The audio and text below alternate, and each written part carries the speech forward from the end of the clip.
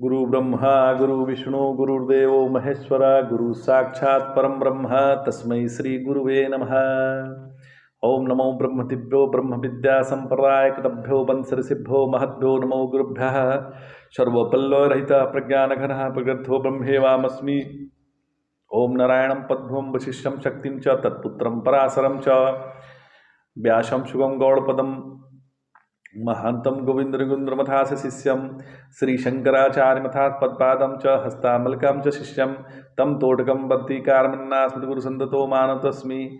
श्रुतिस्मृतिपुराणानाम् आलयं करुणालयं नमामि भगवत्पादं शङ्करं लोकशङ्करं शङ्करं शङ्कराचार्यं केशवं बादरायणं सूत्रभाष्यकृतो वन्दे भगवन्तो पुनः पुनः।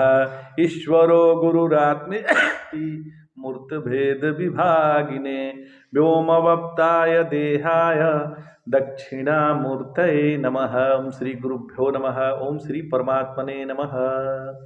हम लोग श्रीमद् भगवत गीता के 7वें अध्याय का अध्ययन कर रहे हैं।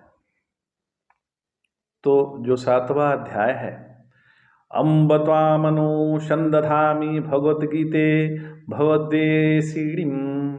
अम्ब त्वामनुसंदधामि अर्थात हे अम्ब, हे माँ, मैं तुम्हारा अनुसंधान करता हूँ। अम्ब शब्द का संस्कृत में अर्थ है वर्णात्मिका। अब शब्दे धातु से अम्ब शब्द बनता है, मतलब उसका होता है वाग्देवी। वाग्देवी मतलब आधिदैविक दृष्टि से वाग्देवी जो है वो सरस्वती हैं। आध्यात्मिक दृष्टि से वाग्देवी वाक है, जो हम लोग बोल रहे हैं वही है। यह गीता क्या है? तो भगवान की बाणी है। गीता जो है वो भगवान की बाणी है, साक्षात सरस्वती है। अपने हृदय के भाव दूसरे के हृदय तक पहुंचाने वाली ज्ञान प्रवाह वाली है। तो आइए अर्जुन के रथ पर सारथी के रूप में विराजमान भगवान श्री कृष्ण का दर्शन करें। उपनिषद का कहना है कि हमारे जीवन में एक सारथी चाहिए। कठोपनिषद में आता है कि हमारे जीवन में एक बागडोर चाहिए। कैसा बागडोर? तो विज्ञान सारथिर्यस्तु मनः प्रग्रहवान्नरः शोध्वनः परमाप्नोति तद्विष्णोः परमं पदम्। जिसके जीवन रथ का सारथी विज्ञान है और जिसके मन की बागडोर अपने हाथ में है, वह मार्ग से पार हो जाता है। वह मार्ग से पार हो जाता है, अपने गंतव्य तक पहुंच जाता है। वहां से फिर राग द्वेष के संसार में उतरता नहीं है। यह संसार क्या है? बस राग और द्वेष। संसार केवल राग और द्वेष है। किसी से राग होता है तो किसी से द्वेष होता है। यह राग द्वेष ही संसार है महाराज, और कोई दूसरा नहीं है। स्वर्ग नरक इसी से बनते हैं। अपने जीवन में जब विज्ञान सारथी होता है और मन की लगाम अपने हाथ में होती है, तब कहीं भटकने का डर नहीं रहता है। इसी से उपनिषद में बताया गया है, आत्मानं रथिनं विद्धिं शरीरं रथमेवतु बुद्धिं तु सारथिं विद्धि मनः प्रग्रहमेव च इंद्रियाणि हयानाहुर्विषयांतेषु गोचरान् आत्मेन्द्रियमनोयुक्तं भोक्तेत्याहुर्मनीषिणः। तात्पर्य यह है कि जीवन रथी है, अर्जुन के स्थान पर है।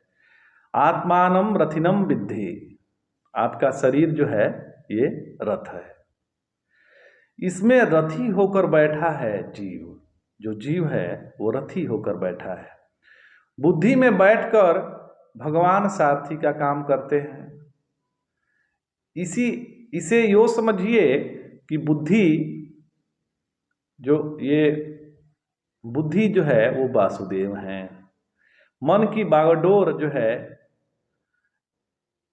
बागडोर थामे हुए हैं।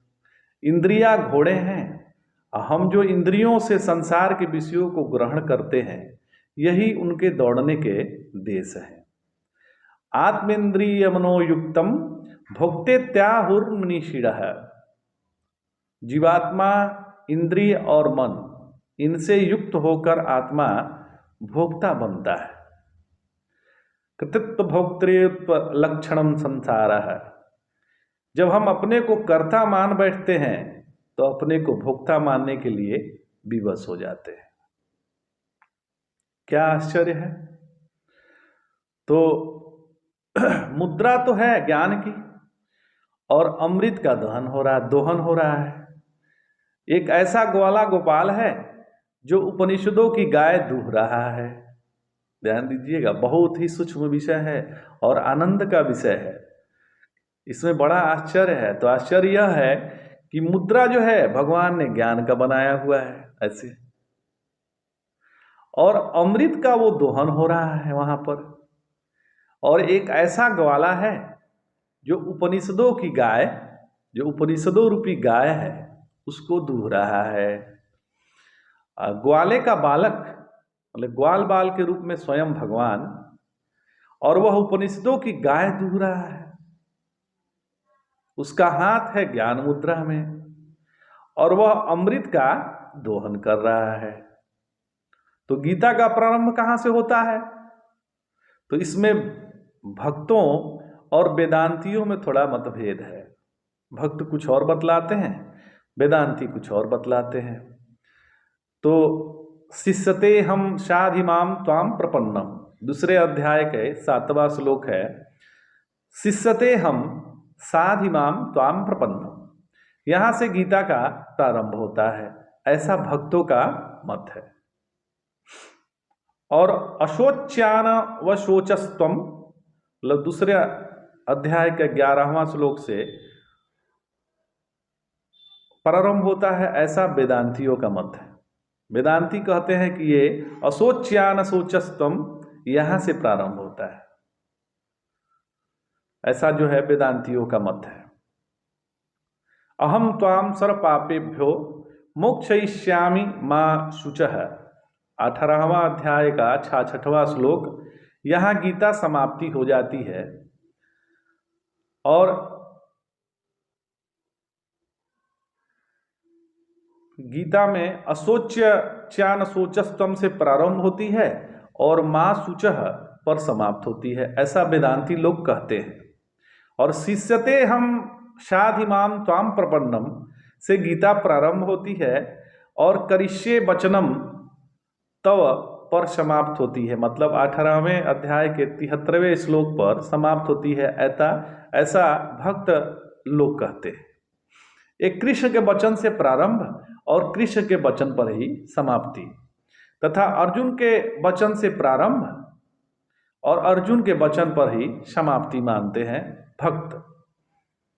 और वेदांती कृष्ण के वचन से शुरू करते हैं और कृष्ण के वचन पर समाप्त करते हैं। तो बीच में कर्मयोग आ गया, भक्ति योग आ गया, तथा ज्ञान योग का भी वर्णन आ गया।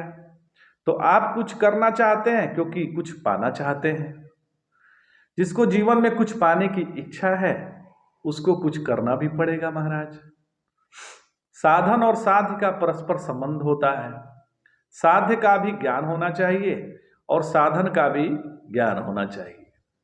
यदि श्रद्धा नहीं होगी तो हृदय में साधन और साध्य का संबंध का ज्ञान नहीं होगा। तो जो हम कर रहे हैं और जो हम पाना चाहते हैं उसके साथ हमें श्रद्धा ही जोड़ती है। तो आज इतना ही। जय जय शंकर, हर हर।